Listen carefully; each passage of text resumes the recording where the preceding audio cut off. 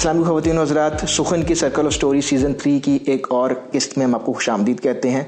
आज हमारे लिए बहुत एज़ाज़ की बात है कि हमें टाइम दिया है असगर नदीम सैयद साहब ने, जो कि हमारे कुछ दोस्तों के यहाँ उस्ताद हैं, लेकिन इसके अलावा जो हम जिनको हमारे जो लोग फ़ैन हैं उनके लिए तारुफ़ है, अदीब हैं, शायर हैं, और पाकिस्तान में इनके जो ड्रामे हैं और सीरियल हैं वो बहुत मशहूर हुए हैं, जिनमें से कुछ चांद ग्रहण, इसके अलावा हवाएँ, निजात, ये सारे जो ड्रामे हैं जिन पे हम देखते रहे हैं, समाजी मौज़ूआत के ऊपर ये ड्रामे थे, इसके जो कैरेक्टर्स थे उन पे हम बात करेंगे, सर से पूछेंगे कि पीछे क्या सोच थी और आगे किस तरह लेके इसको चल रहे हैं।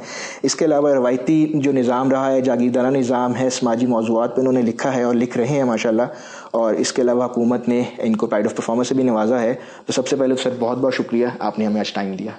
थैंक यू जी, आप तशरीफ़ लाए और आपने भी मौका दिया कि मैं कुछ बातें आपके व्यूअर्स के साथ कर सकूं। नहीं सर, बहुत हमारे लिए एजाज़ की बात है।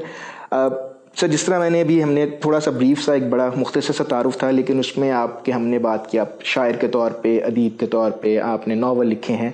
तो आज अगर आप पीछे मुड़ के देखते हैं अपनी जर्नी को लाइफ की, तो क्या आपको लगता है कि हाँ यहीं पे मुझे होना था, यही मेरी जर्नी बनती थी, जिसे हम इंग्लिश में कनेक्टिंग द डॉट्स कहते हैं? कभी सोचा नहीं था कि ये सफ़र किन किन रास्तों से गुज़रेगा, तो वो रास्ते बनते गए और उसमें मेरा काम सिर्फ इतना था कि जो मौका मुझे मिला है मैं उससे अवेल कैसे करूं और मैं उसमें अपने आप को साबित कैसे करूं कि मैं इस काबिल हूं कि मैं ये काम कर सकूं। अब इसमें आपने जैसे कहा, इसमें कई मीडियम आते हैं। सबसे पहले तो मैं उस्ताद, तालीम में मेरा रोल रहा, बल्कि अभी भी है, मैं तालीम में हूँ। तो उसके बाद जो मीडियम है उसमें फ़िल्म का है, टेलीविज़न का है, उसमें राइटिंग का मीडियम है, फॉर्म्स हैं डिफरेंट, नावल की फॉर्म है, ड्रामे की फॉर्म है, पोइट्री की फॉर्म है, तो ये सारी आर्ट फॉर्म्स हैं। तो आपका की खुशकिस्मती ये है मेरी कि ये मीडियम्स मुझे मिले कि मैं इनको अप्लाई करूं, मैं इनको ट्राई करूं। वो मैंने किया तो अल्हम्दुलिल्लाह मुझे तसल्ली है और ईमान है मेरा कि मैं इनमें अपने टैलेंट को जो भी था उसको ला सका या ला रहा हूँ। तो ये एक तरह से चैलेंज भी रहा कि अब ज़ाहिर है कि ड्रामा निगारी कोई आसान काम नहीं। जितने फिक्शन के बड़े राइटर हैं सब ने ड्रामा लिखने की कोशिश की, सब आए, लेकिन ज़ाहिर है कि वो उनको एक हद तक महसूस हुआ कि हमें यहाँ तक हम आ सकते थे, वापस वो अपने मीडियम में चले गए। तो मैं रहा, बहुत देर तक रहा। उसके बाद मैंने फ़ील किया कि सिर्फ ये मीडियम नहीं है, नावल निगारी भी तो मुझे करने की कोशिश करनी चाहिए। फिर मैं उसमें आया, 3 नावल लिखे, एक नॉवलेट पहले से था। तो मैं मुतमईन हूँ कि भाई जो रास्ता मुझे मिलता गया मैंने उसे अवेल किया, मैंने उस चांस को, उस मौके को मैंने जाने नहीं दिया। तो ये एक तरह से एफर्ट है जो कहना चाहिए।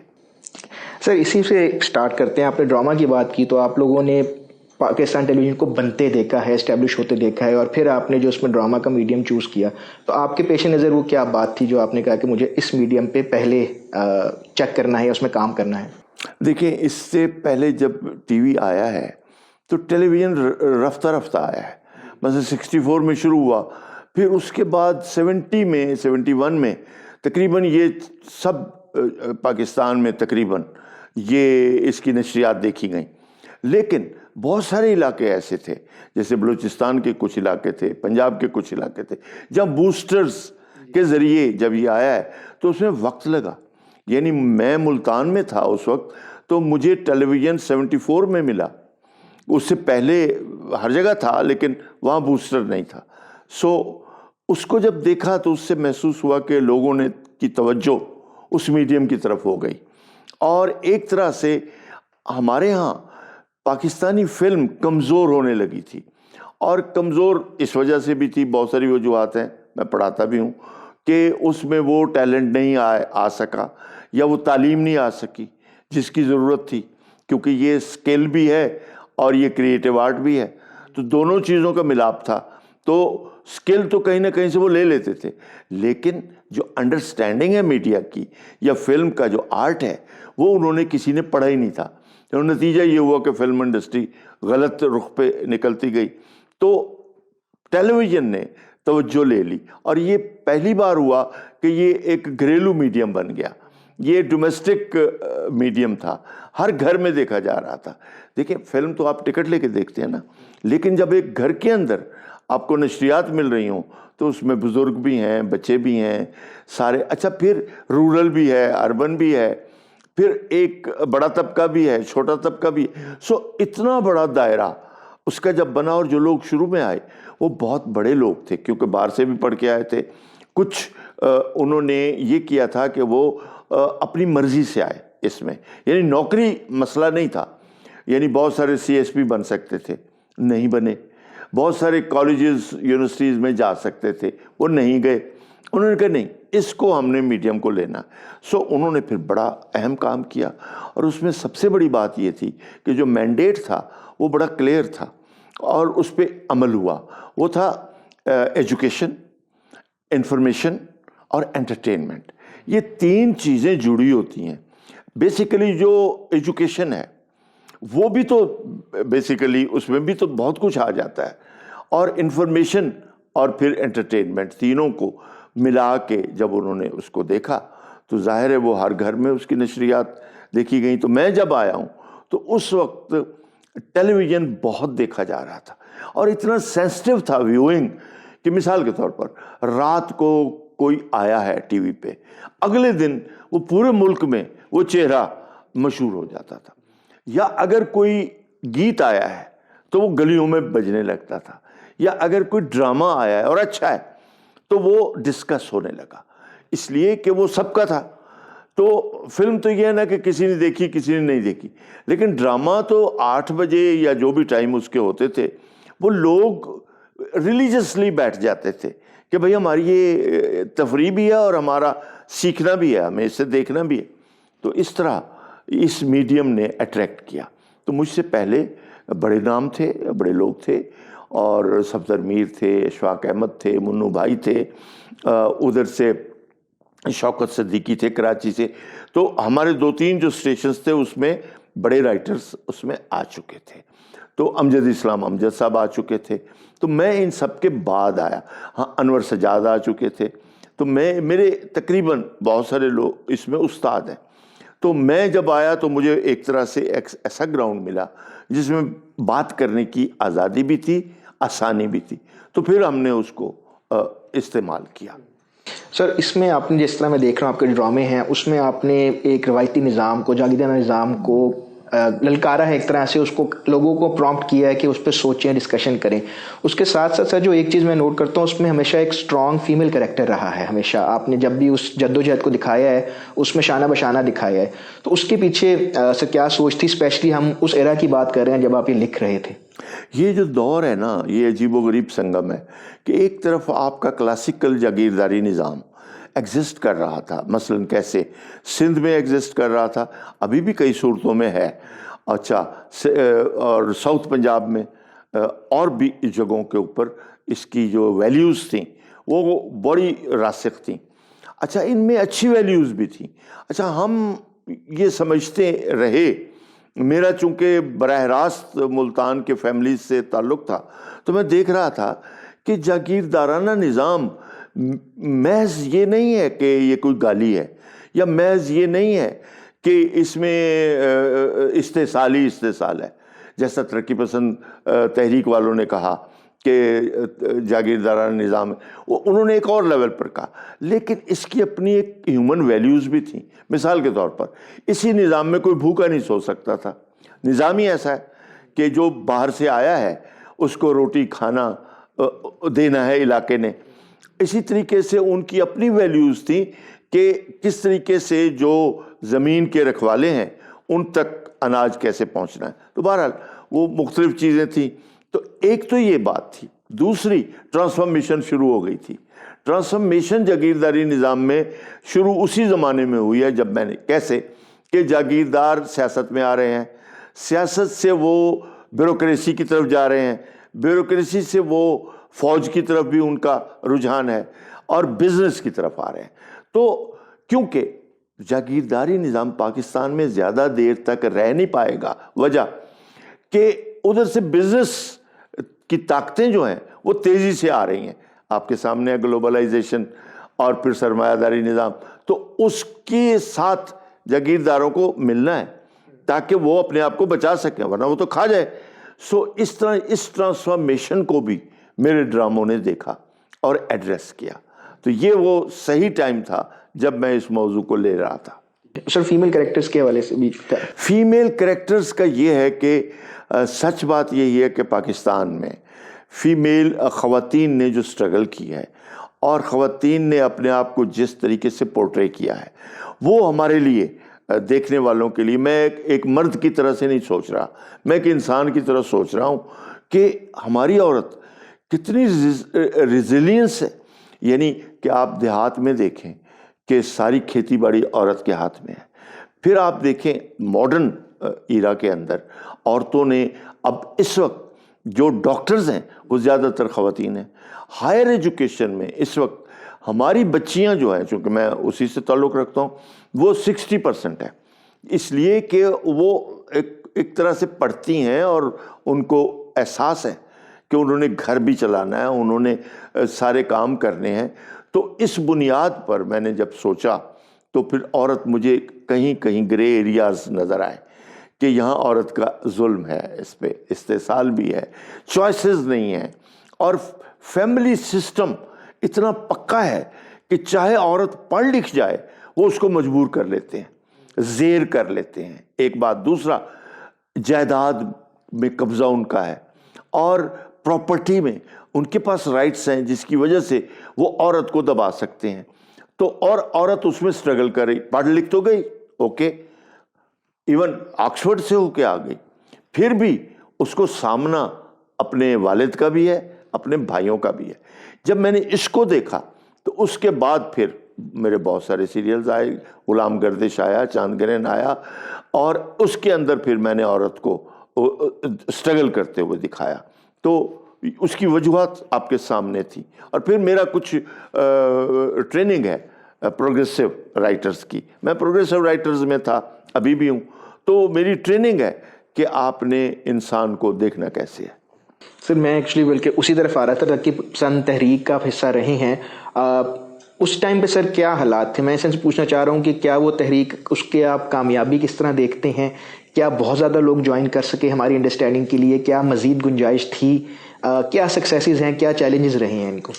جب ابھی پارٹیشن نہیں ہوا تھا، انگریز موجود تھا، ترقی پسند تحریک 35 میں آ گئی، اور جس طریقے سے وہ آرگنائز ہوئی وہ بعد میں تو اس وقت پیدا نہیں ہوا تھا، لیکن جب میں نے ان سب کو اسٹڈی کیا اور ان کے میسج کو، اور خاص طور پر روسی نظام کو اور کارل مارکس کو پڑھا اور اس کی کنٹرڈکشنز کو بھی دیکھا، تو میں حیران ہوا کہ ہمارے پاکستان اور انڈیا، پاکستان تو تھا نہیں، ہندوستان میں ترقی پسند رائٹرز نے جتنی جرت کے ساتھ انگریز کا بھی سامنا کیا اور راجے راجواڑوں کا سامنا بھی کیا.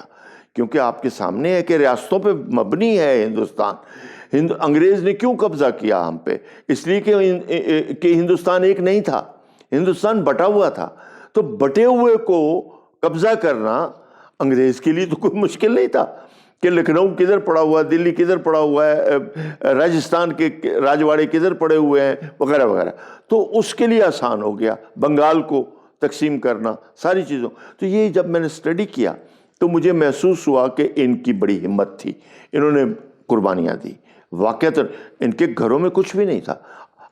میں نے سب کو چونکہ پڑھا ہے، کیفی اعظمی، فیض صاحب، جعفری صاحب، جتنے بڑے نام ہیں سارے کے سارے، ان کی آپ لائف پہ نظر ڈالیں. ٹھیک ہے ان کی اولادیں پڑھ لکھ گئیں، بڑی مشہور ہو گئیں، وہ الگ بحث ہے، جانثار اختر تھے یا جو لوگ بھی تھے وہ تو الگ بات ہے، لیکن ان کے ہاتھ کچھ نہیں آیا. یہ غربت میں رہے مگر یہ سٹرگل کرتے رہے.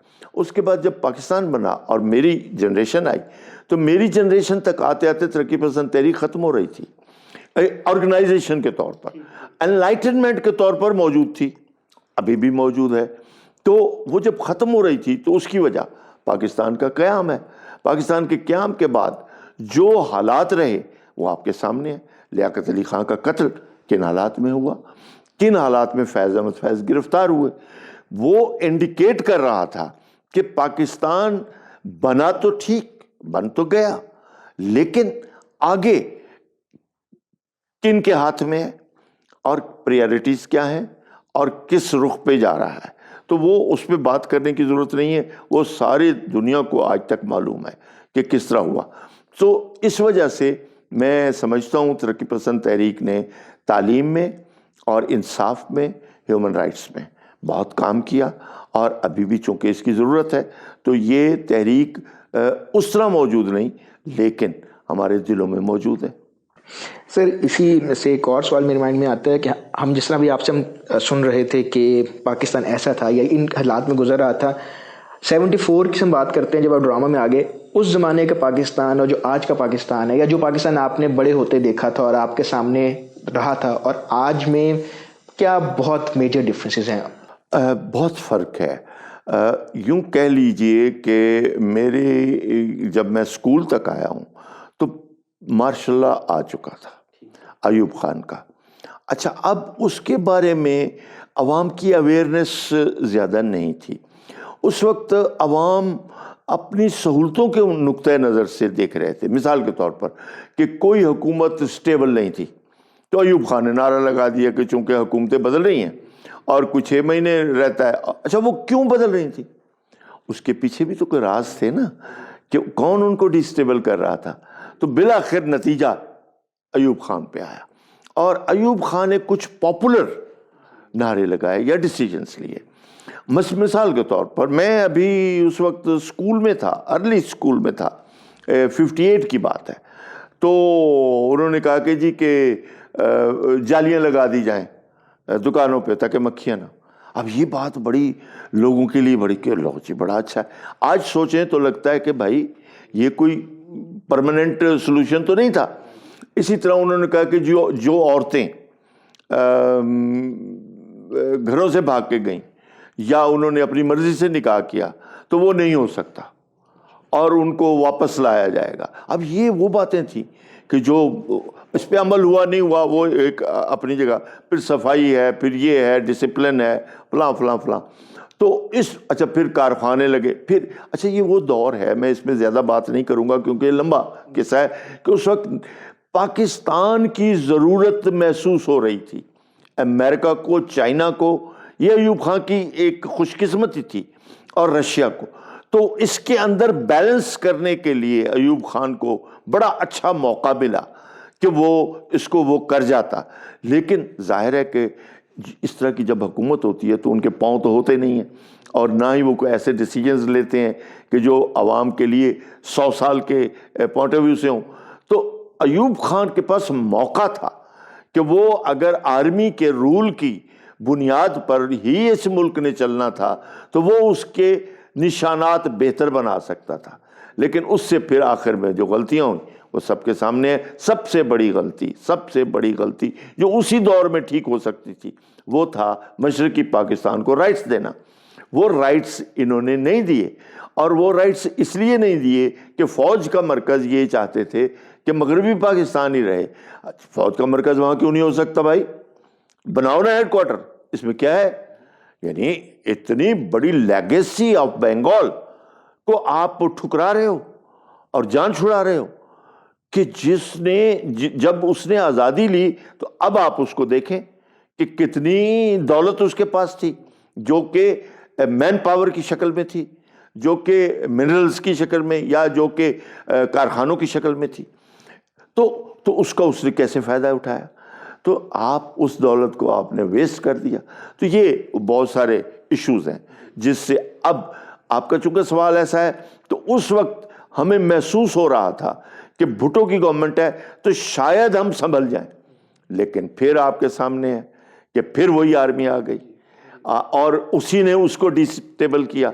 تو یہ سارے ایشوز کلیئر ہیں, میں بالکل واضح ہوں, اور میں کسی بھی فورم پہ بات کر سکتا ہوں. سر اس میں پھر ایک سوال ہی پیدا ہوتا ہے کہ بحیثیت قوم ہم نے کیا اس چیز کو ریئلائز کیا ہے, اور اگر ہم نے کر لیا ہے یہ ریئلائز یا کسی پوائنٹ پہ کیا تھا تو ہم کبھی کھڑے کیوں نہیں ہوئے؟ جو ایک بڑے عام الفاظ میں پوچھوں میں تو یہ دیکھیں, آپ کی جو رائے عامہ ہے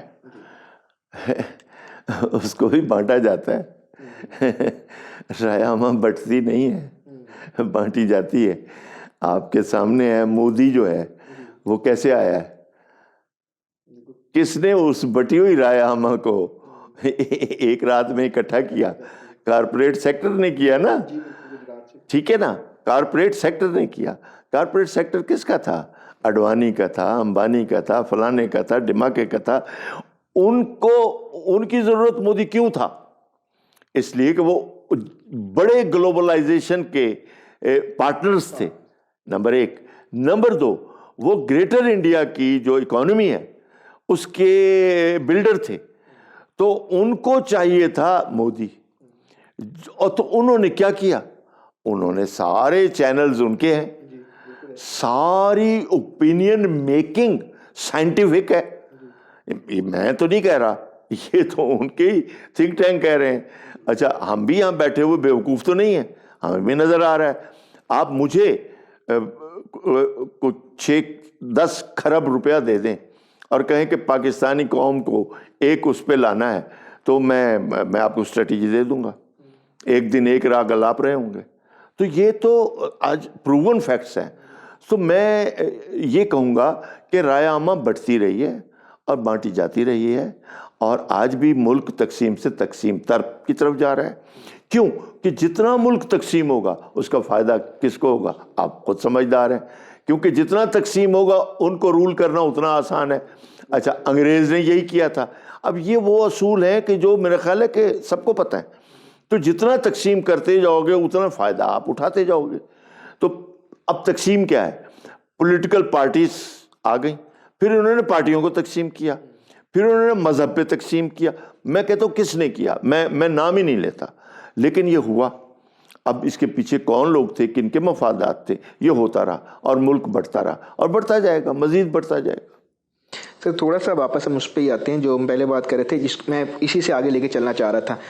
آج کل کے جو ہم ڈرامہ یا موویز یا کچھ دیکھتے ہیں تو ہم کہتے ہیں جی لوگ تو یہی چاہتے ہیں, مطلب یہ جسٹیفیکیشن دی جاتی ہے کہ لوگ یہی چاہتے ہیں.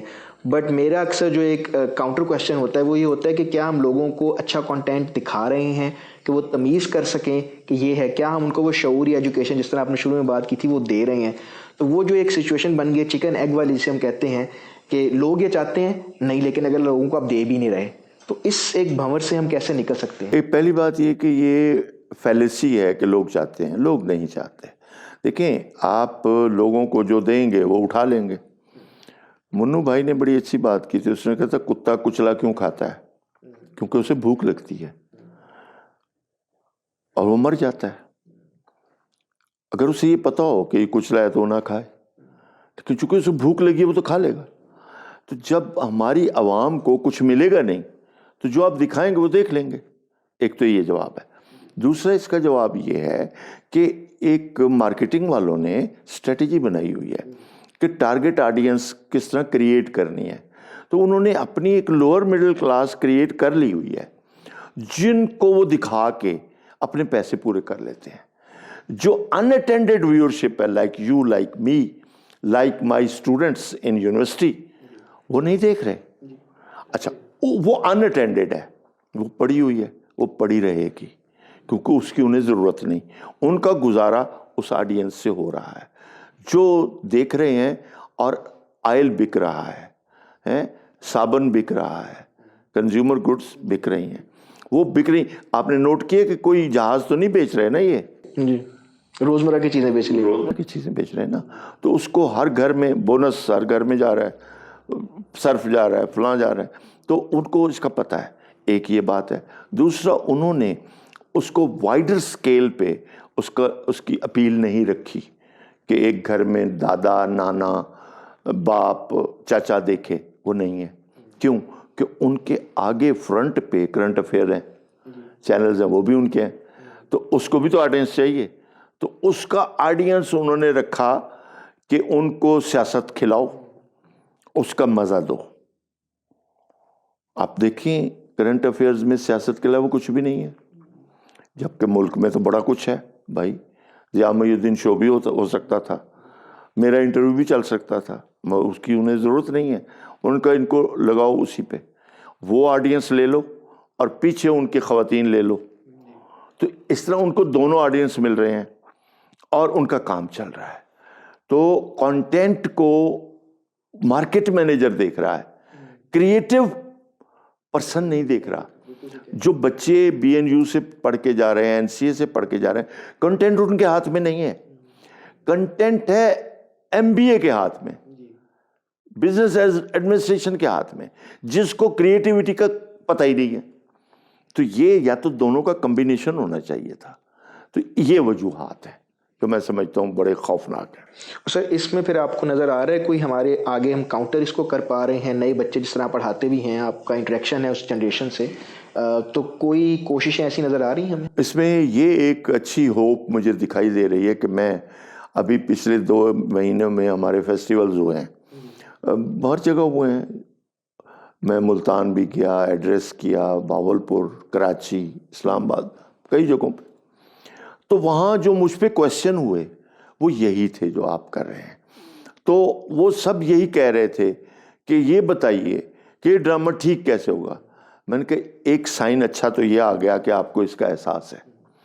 اب یہ ٹھیک تب ہوگا جب اسے لوگ دیکھنا چھوڑیں گے. اب وہ دیکھنا ابھی نہیں چھوڑ رہے, اس لیے کہ متبادل چیز نہیں ہے. اب متبادل یہ ہے وہ مہنگی ہے, آ چکی ہے. میرے گھر میں کوئی وہ ڈرامہ نہیں دیکھ رہا, وجہ کہ سمارٹ ٹیلی ویژن آ گئے, سارا کچھ آ گیا. یہ اب ہر گھر میں نہیں ہے. اس میں امیزون بھی ہے, آپ کو پتہ ہی ہے, نیٹ فلکس بھی ہے, یوٹیوب بھی ہے, اس میں سارے ایپس ہیں.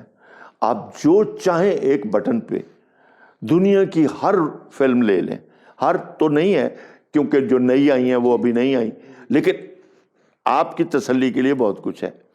تو مجھے تو ضرورت نہیں ہے, میں تو ہر وقت میں کرنٹ افیئرز بھی نہیں دیکھ رہا کیونکہ مجھے دنیا کا کرنٹ افیئر بھی مل رہا ہے. سو یہ جب عام ہوگی ٹیکنالوجی, تب عام آدمی کو پتہ چلے گا کہ ہم تو غلط چیز دیکھ رہے تھے. تو پھر یہ چینج ہوں گے, پھر شاید یہ چینج ہو. تو یہ ایک ہوپ ہے. سر یہاں پہ میں پھر اگر کاؤنٹر کویشچن کروں, سوشل میڈیا یا یوٹیوب کی بات کریں, وہ اب ایسے میڈیم جو ریلیٹیولی لوگوں کو تک پہنچ میں آ گئے ہیں, لیکن اس کا انفارچونیٹلی جو استعمال ہم دیکھ رہے ہیں وہ بھی بہت حد تک نیگیٹو کانٹیکسٹ میں لیا جاتا ہے. تو کیا ضروری ہے کہ جب یہ زیادہ ایکسیسیبل ہوگی تو چیزیں بہتر ہو جائیں گی؟ نہیں, میں نے بالکل یہ نہیں کہا. یوٹیوب یا فیس بک ابھی تک جس یوزر کے پاس ہے اس یوزر کی بھی تربیت نہیں ہوئی. وہ یوزر بھی نعروں پہ جا رہا ہے یا پاپولیرٹی پہ جا رہا ہے. مثال کے طور پر ہمارے بہت سارے شاعروں نے شاعری کا بیڑا غرق کر دیا ہے. انہوں نے 1-1 لاکھ فالوور بنا لیے. اب وہ جو 1-1 لاکھ فالوور ہے وہ گیمکس دیکھ رہا ہے, وہ دیکھ رہا ہے جو جوکر بنے ہوئے ہیں شاعر, الٹ بازیاں لگا رہے ہیں, تو وہ اس کو پسند کر رہا ہے کیونکہ اس کی بھی تربیت نہیں ہے. تو یہ قطعی میں نے نہیں کہا اور نہ ہی یہ اس کا سلوشن ہے, لیکن وہ جب آپ کو بہت ساری اپرچونٹیز دے گا تو آپ کے چوائسیز آ جائیں گے. تو چوائسیز آ جائیں گے تو اس سے یہ ہوگا کہ ایک دن وہ جو یوٹیوب کی تھرلر کو پسند کر رہا ہے وہ بھی, اس کو بھی چوائس ملے گا تو کہے گا نہیں, تنگ آ جائے, کہے گا نہیں, یہ ایک متبادل پڑا ہوا ہے. تو میں اس کو دیکھ کے اس کی ٹریننگ ہوگی. تو ہے ذرا پروسیس, لیکن شاید اس سے بہتر ہو سکے. سر لاسٹ میں یہی پوچھنا چاہوں گا, تھوڑا کلیشیڈ کویشچن, لیکن آپ کیسے آگے دیکھتے ہیں, آپ امید دیکھتے ہیں اس ملک کے لیے, اس معاشرے کے لیے؟ اور جو دوسرا میرا زیادہ امپورٹنٹ کویشچن میری طرف سے وہ یہ ہوگا کہ ہمارا سٹارٹنگ پوائنٹ کیا ہوگا اس ٹائم جہاں ہم کھڑے ہیں؟ دیکھیں, صرف امید یوتھ سے ہے. یوتھ کون سی؟ یونیورسٹیاں سے بھی میں مطمئن نہیں ہوں. میں خود یونیورسٹی میں ڈین ہوں لیکن مطمئن نہیں ہوں. اور یونیورسٹیوں میں بھی آگے درجہ بندی ہے. بعض بہت اچھے طریقے سے ہیں, بعض ذرا درمیانی ہیں, بعض یہ. لیکن میں نے جو یوتھ دیکھی ہے, ایک تو بیچاری بہت کہنا چاہیے کہ اس کو کچھ مل نہیں رہا، یعنی اس کو اپنا فیوچر کوئی اتنا اچھا دکھائی نہیں دے رہا۔ نتیجہ یہ ہے کہ وہ پیسہ لگاتے ہیں تو کوشش کرتے ہیں ملک سے باہر چلے جائیں، اور ملک سے باہر چلے جاتے ہیں۔ سچ بتاؤں آپ کو، میں اور میری بیوی یہاں اکیلے بیٹھے ہوئے ہیں، تینوں بچے یہیں سے پڑھے ہیں، 2 بعد میں ڈگریاں انہوں نے باہر سے لی ہیں، پہلے وہ یہیں سے، اور انہی ڈگریوں کے اوپر ان کو ان ملکوں نے بلا لیا ہے۔ اب یہ کیا ہے؟ اب وہ کیا کریں؟ اب وہ ان ملکوں کو سرو کر رہے ہیں، یہ کوئی اچھی بات نہیں ہے۔ لیکن اگر میں انہیں یہاں بلا لوں تو کیا کریں گے؟ 1 لاکھ تک کی نوکری مل جائے گی، 50,000 تک کی مل جائے گی، چلے 2 لاکھ کی مل جائے گی، لیکن آج 2 لاکھ کی جو ویلیو ہے وہ کیا ہو چکی ہوئی ہے۔ تو اب ہر بندہ اپنی اولاد کو باہر بھیج رہا ہے، یہ کوئی اچھا ٹرینڈ نہیں ہے۔ لیکن جو یوتھ آ رہی ہے وہ کلیئر ہیڈڈ ہے، یہ میں ماننے کو تیار ہوں، وہ واضح ہے۔ مثلا وہ نعرہ لگا دیتی ہے کہ یہ 2 نمبر ہے، کوئی بھی ہو، میں کسی کی بات نہیں کر رہا، وہ کھڑے ہو کے نعرہ لگا دیتی ہے یہ چور ہے۔ یہ کیا ہے؟ میں یہ نہیں کہتا کہ کسی پارٹی نے ان کو شعور دیا ہے، نہیں، شعور ان کو اپنے ملک کے لٹنے کے بعد آیا ہے۔ ان کو پتہ چلا ہے کہ ان کی دولت کسی نے تو لوٹی ہے، تو وہ کوئی ہو، وہ کوئی طبقہ ہو، وہ کھڑی ہو رہی ہے۔ یہ میں آپ کو آج بتا رہا ہوں۔ تو ایک تو امید اس سے ہے، اب دوسری امید یہ ہے کہ جتنا بھی ظلم ہوتا ہے، جتنی بھی کرپشن ہوتی ہے، لوٹ لو، کہاں تک لوٹو گے؟ اب لوٹنے کو رہا کچھ نہیں، تو جب لوٹنے کو کچھ نہ رہے تو پھر یہ ہوتا ہے کہ let us come to build the nation. تو یہ آتا ہے، اللہ کرے یہ جلدی آ جائے، تو پھر آپ دیکھیں کہ امید ہے مجھے کہ ملک جو ہے وہ ضرور اپنے اس پہ نکلے گا کہیں نہ کہیں۔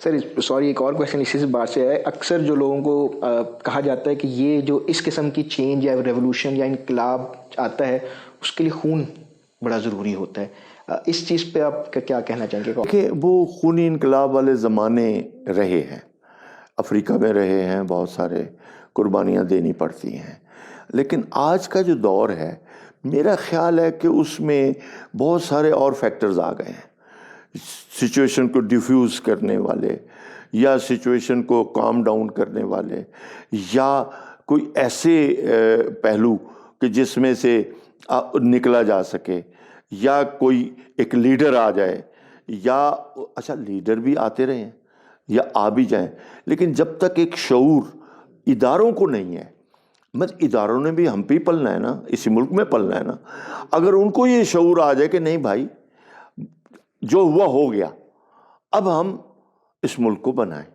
اور ہم نے جو کمانا تھا کما لیا ہے، اب اس پہ خرچ کریں، تو یہ آئے گا تو اگر نہیں تو پھر خدا نہ خواستہ پھر اس کا کوئی حل نہیں ہے، پھر وہ انقلاب ہے، وہ کسی شکل میں آئے، وہ کیسے بھی آئے، وہ پھر ہے۔ لیکن سر اسی امید کے میسج بھی کرتے ہیں کہ ایسا نہ ہو، اور ہم اچھے وقت دیکھیں۔